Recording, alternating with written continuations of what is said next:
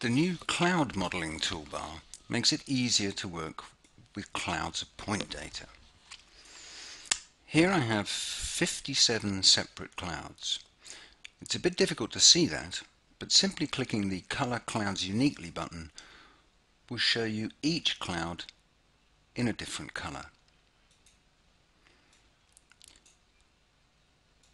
You can select individual clouds quickly and simply and blank those that you do not want to see.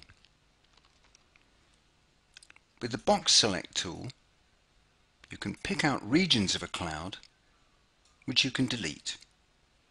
Alternatively, you can pick out regions of a cloud and extract them as a completely new cloud.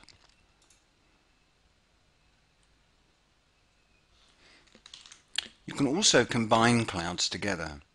So in this case, I will select all of the clouds and say I want to combine them into a single entity.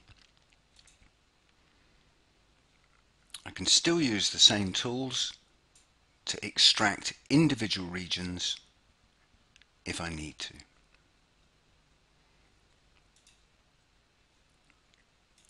Or to delete them.